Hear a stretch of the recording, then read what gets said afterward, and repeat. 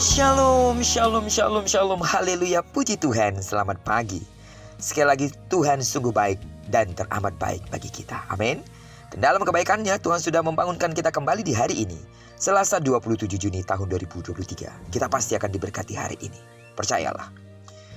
Baiklah, seperti biasa sebelum kita lebih jauh melakukan semua kegiatan pekerjaan kita hari ini, mari kita landasi hidup kita dengan mendengarkan firman Tuhan dari pembacaan Alkitab satu hari satu pasal dari bacaan 6 hari bersama kitab Efesus. Dan hari ini kita sudah berada di hari yang kelima, maka kita akan membaca kitab Efesus pasal yang kelima ayat pertama sampai dengan ayat yang ke-33. Judul renungan kita hari ini, hidup sebagai anak-anak terang. Sebagai pengantar renungan ini saya akan coba bacakan untuk kita ayat yang pertama sampai dengan ayat yang kedua dengan judul perikop, hidup sebagai anak-anak terang. Sebab itu jadilah penurut-penurut Allah seperti anak-anak yang kekasih. Dan hiduplah di dalam kasih sebagaimana Kristus Yesus juga telah mengasihi kamu dan telah menyerahkan dirinya untuk kita sebagai persembahan dan korban yang harum bagi Allah. Saudara, dalam perikop ini kita dapat menemukan ada 3 bagian dari perintah utama yang memberikan penekanan pada kata perintah hiduplah dan perhatikanlah, yaitu hiduplah di dalam kasih, hiduplah sebagai anak-anak terang, dan perhatikanlah bagaimana kamu hidup. Perintah pertama adalah hidup di dalam kasih. Rasul Paulus menjadikan kasih Kristus sebagai model kasih yang harus diikuti, yaitu kasih yang mau berkorban dan bersedia membayar harga untuk orang lain. Melayani sesama dengan cara ini bukan hanya menyenangkan hati Allah, tetapi juga berarti menuruti Allah dan menuruti perintah Kristus. Kemudian Rasul Paulus mendaftarkan segala kejahatan yang bertentangan dengan kehidupan di dalam kasih yang harus disingkirkan dari kehidupan orang percaya. Baik kejahatan dalam perbuatan seperti percabulan, kecemaran, keserakahan, maupun kejahatan dalam perkataan seperti perkataan kotor, perkataan kosong, perkataan sembrono.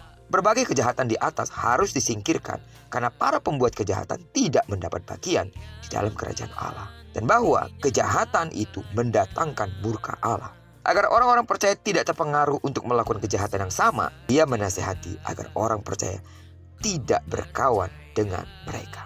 Perintah kedua adalah perintah untuk hidup sebagai anak-anak terang, yang ditandai dengan skema dahulu sekarang. Dan perintah ini menunjukkan fakta bahwa orang percaya karena kasih karunia Allah sudah beralih dari sebagai warga kerajaan kegelapan menjadi warga kerajaan terang, yaitu kerajaan Kristus. Kehidupan anak-anak terang ditandai dengan kehidupan yang berbuahkan kebaikan, keadilan, dan kebenaran. Dan ketiga, buah terang inilah yang menjadi dasar orang percaya untuk menguji dan mengevaluasi berbagai isu untuk membedakan mana perbuatan gelap yang tidak berbuahkan apa-apa dan mana perbuatan terang yang berkenan kepada Allah. Perintah ketiga adalah perintah untuk memperhatikan dengan seksama cara hidup kita, yang ditandai dengan 3 pasang nasihat yang berlawanan, yaitu jangan seperti orang bebal tetapi seperti orang arif. Jangan bodoh tetapi berusahalah mengerti kehendak Tuhan. Jangan mabuk oleh anggur tetapi penuhlah dengan roh.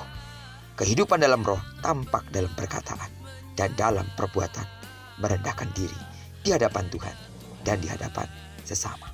Karena itu sedang jemaat Tuhan, mari hiduplah sebagai anak-anak terang, dan nama Tuhan dipermuliakan atas hidup kita. Terpujilah nama Tuhan. Diberkatilah kita di sepanjang hari ini, digenapi firman-Nya telah berjanji bahwa apa yang dikerjakan tangan kanan dan tangan kiri kita dibuatnya berhasil. Kemanapun kaki kanan dan kaki kiri kita melangkah, percayalah di sana pasti kemuliaan Tuhan akan dinyatakan. Amin. Doaku terus bagi sedang jemaat Tuhan, kasih karunia Allah melimpah dalam hidupmu. Diberkatilah kita bersama dengan orang-orang yang kita kasihi, serta bersama dengan orang-orang yang kita cintai, dimanapun mereka berada. Terpujilah nama Tuhan. Shalom.